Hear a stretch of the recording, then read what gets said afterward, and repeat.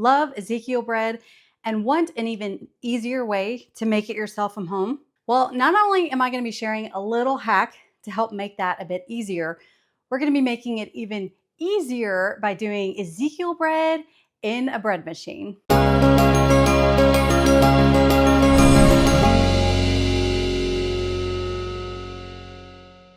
Hey y'all, welcome to Grains and Grit and welcome back if you've been here before. My name is Felicia and on this channel we talk about real whole grains all from a biblical perspective. So if that is your jam, if you love home milling, cooking from scratch, all the things in regards to that, be sure to subscribe to this channel and like this video as well. So a few years ago I actually did a video about Ezekiel bread and it was really long and kind of funny that most of the comments are actually about manure, which was a very passing comment I made in that video. So I will link it up here if you've not seen that video yet. It actually was more of the true story behind Ezekiel bread in the Bible. Quite fascinating. So I've also done a video making just a regular loaf of bread in the Zojirushi bread machine using 100% freshly milled wheat. And today I'm now going to be marrying the two. We're going to be doing Ezekiel bread, all made from 100% freshly milled grains. And we're going to be doing it in our bread machine today. Now, this has been a goal of mine for a while, but honestly, it took me forever to actually get this recipe down. Mainly my bread just kept falling or just wasn't cooked in the middle. So this has been taking a lot of trial and error, all for you guys, because I love you. I really had to tweak my recipe in order for it to work in the bread machine. And then on top of that, I actually changed up my Ezekiel bread recipe a bit. So if you even want to make my regular Ezekiel bread recipe in the oven, I've actually changed out certain of the ingredients to make it a little bit more authentic to what is in of native beans and grains that you can find in the Middle East, because I know some people were all like, they didn't have kidney beans or black beans or, you know, those New World type beans. So I've actually changed some things up, with the exception, of course, being hard red wheat, because that is a more modern wheat, but it is still a wheat and they had wheat. Totally counts. So in this video, I'm going to be, of course, showing y'all how I make the Ezekiel bread in the bread machine. I'm actually going to give y'all a little bit of a hack that even if you don't have a bread machine, to make Ezekiel bread a little bit easier for you to make at home. And then I'm going to share with y'all some troubleshooting tips. So when you do this recipe yourself at home, if it's not working out so well, I'm going to give y'all some tips about troubleshooting to hopefully figure it out yourself. Before we begin, just a quick word about my bread machine. If you've seen my original video where I just made a regular loaf of bread in the bread machine, I went into more of a review, but this is the Zojirushi Virtuoso bread machine. And I love it. I got mine from Pleasant Hill Grain. I will definitely link it down below. This isn't sponsored by Pleasant Hill Grain or anything like that. I just love the company and I've gotten many things from them before, and I do recommend them. But the reason why I actually recommend really only getting a Zojirushi type bread machine is because they have customizable settings. Most bread machines that are on the cheaper end, you cannot customize like your rise time, your kneading time, your baking time. You cannot work with those. It's just preset. And most bread machines are made for store-bought wheat, all-purpose flour, bread flour, not whole grain flour that you're milling at home. And trust me, it's a different ball game. So that's why I do recommend the Zojirushi Virtuoso. They also have a Zojirushi Supreme, I think is what it's called. And they have a mini one. And I think all of them do have customizable settings. I have 3 options here, which is great because I was able to make a custom setting for my regular bread, and then I can have a second customizable course for my Ezekiel bread because they are different. So that allows me, where now that I figured that out, now it's super crazy easy to do the bread in the machine because I just go to the right course and select that, dump all my ingredients in, walk away, and done. So again, I will be linking this down below. Whatever bread machine that you find, I would check to see if you can customize the settings, because with freshly milled wheat, like I said, that's kind of a big deal. All right, so let me tell you first of all about the little hack. The main reason why I do not make a lot of Ezekiel bread in my house is because I have to pull out 5,024 different grains and beans to mix them together to make Ezekiel bread. And for me, it's just kind of, I'm lazy. okay, I'm lazy, like to bring all my jars out to, get what I need for just those, the 1 or the 2 loaves if I'm making it in the oven. Well, thankfully, one of y'all, and unfortunately, I do not know who it is. It was a while ago that I saw this comment, but one of you commented with a genius idea. So if that was you, comment below. And thank you so very much because you've changed my life. Might be a bit dramatic, but you know what I mean. And what this is anytime I want to make Ezekiel bread, what I do is I go ahead and gather all the grains and beans that I need. Now, this is not the other ingredients like honey and oil. This is just the dried stuff that I have to mill. And I just go ahead and measure out several more, put them in gallon-sized bags, and put them in a bucket and lid on. And now I have several batches that all I have to do when I want Ezekiel bread is pull out a bag, mill it up so it's still milled fresh, and I'm done. This is my normal Ezekiel bread recipe. So this makes 2 loaves, even though we're going to do 1 loaf in the bread machine. So the printable recipe for this will have the ingredients for 1 loaf and what you have to mill.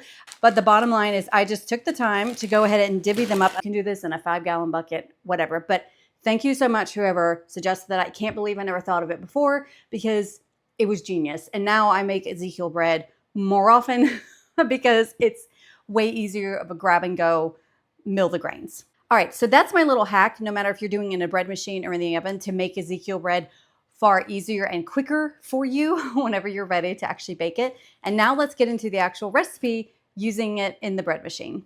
So in this bag, again, this bag makes 2 loaves.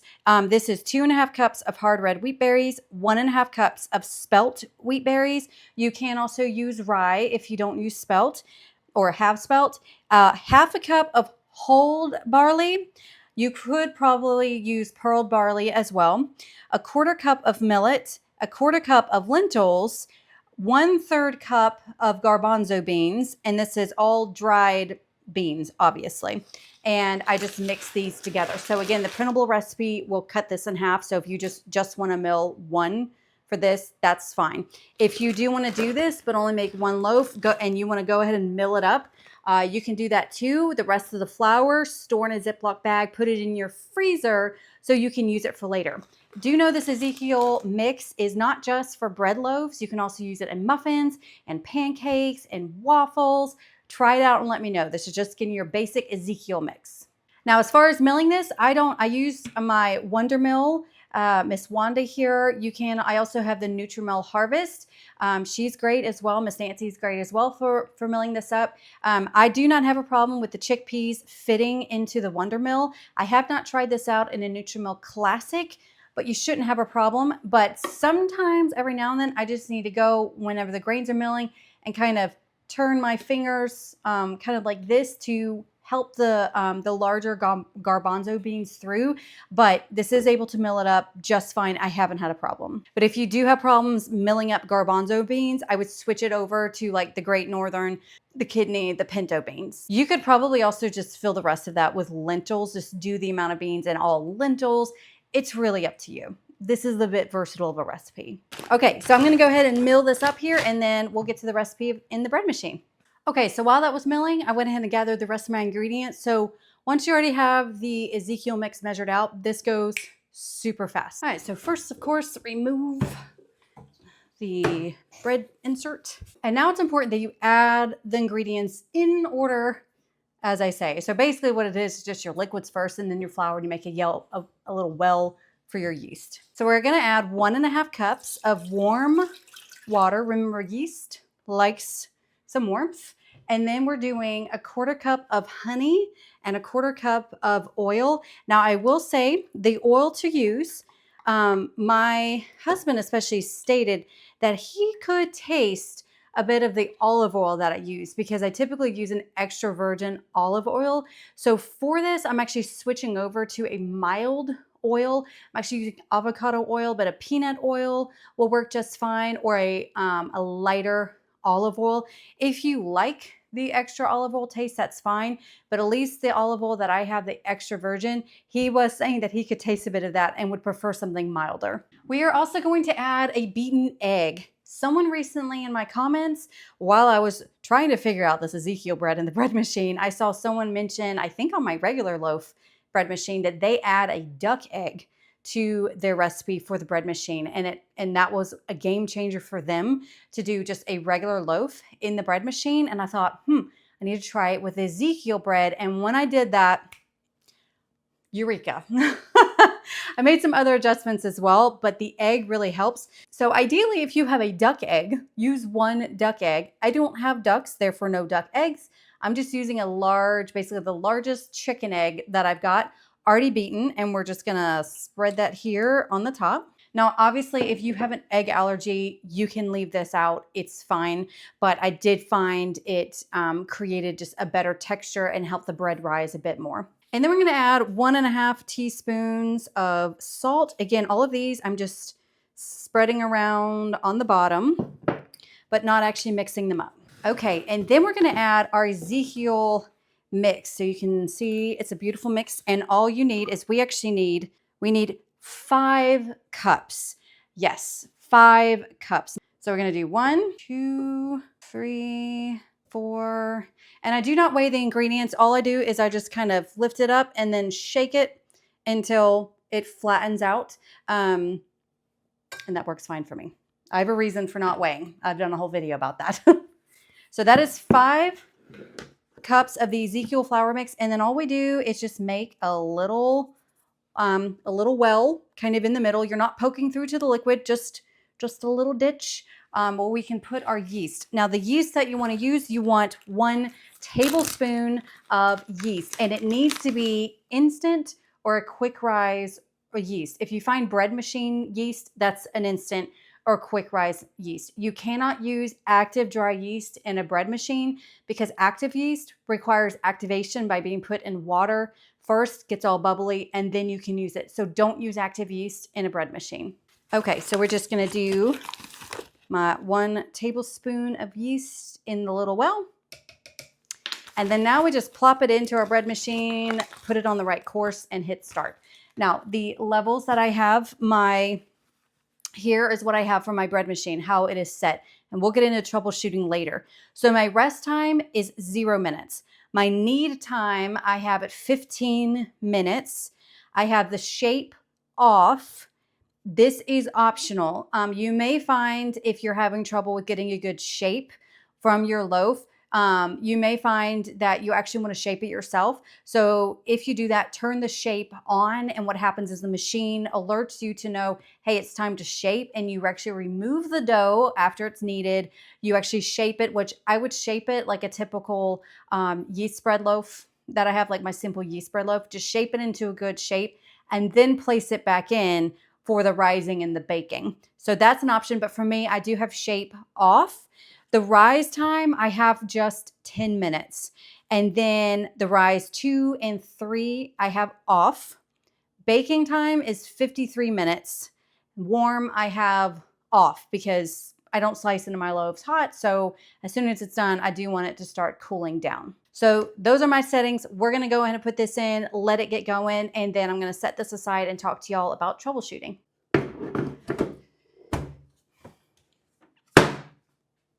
So for me, memory 1 is the regular yeast loaf.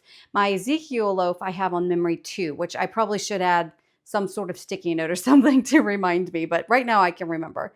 And we're good to go. There we go.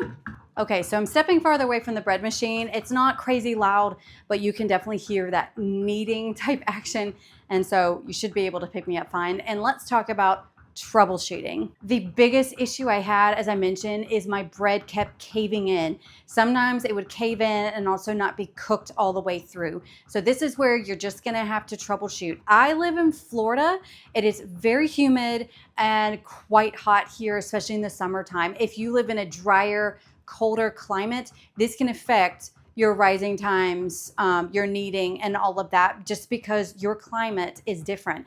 But bottom line, here's what I would start tweaking if your loaves aren't turning out great. If you're noticing that once your loaf is actually cooked and it has fallen in the middle, usually this is an indication of 2 things. One is it rose too much And when it started baking, because while it bakes, it rises some more. And if it just rises too much, it's going to fall. The second thing is you may not have kneaded it long enough where it's strong enough to actually maintain a good loaf rising up. So this is where at first I may actually experiment with turning the shaping on and actually shape it yourself, because that's going to give you a better feel of the dough. Like, does it feel like a good enough dough that's going to hold its shape? If not, if it doesn't feel like a good dough, then I would actually increase that kneading time a bit. If the loaf is cooked all the way, but still falling after it is baked, I would actually back off on the rising time. So clearly your baking time is probably good unless you're burning it, in which case back off, obviously. But if it's actually cooked all the way through, it's just fallen, I would back off on that rising time a little bit. If it's actually fallen and it's also not cooked all the way through, I would actually increase the baking time first, see how that goes. If then you get it to where it's cooked all the way through but still falling, back off on that rising time. I would first troubleshoot if it's not cooked all the way through first, because if a loaf is just not cooking all the way through and then it just cools down, that can certainly cause it to fall. So make sure that you first troubleshoot it cooking long enough and it's actually done in the middle, and then start tweaking, maybe we've let it rise too much. All right, so we're gonna let this continue on, and I'll see y'all back here when this is done. All right, bread machine is completely done. It's actually been several hours because I had to leave the house to run an errand really quick, and then I had to make supper. So it's been many hours, and honestly, this has just been sitting here waiting for me to deal with it. So I'm gonna go ahead and get it out. It has cooled down. Just know if you're immediately pulling this out after it's done, have oven mitts because it's very hot. Even now it's still warm, but I can at least touch it.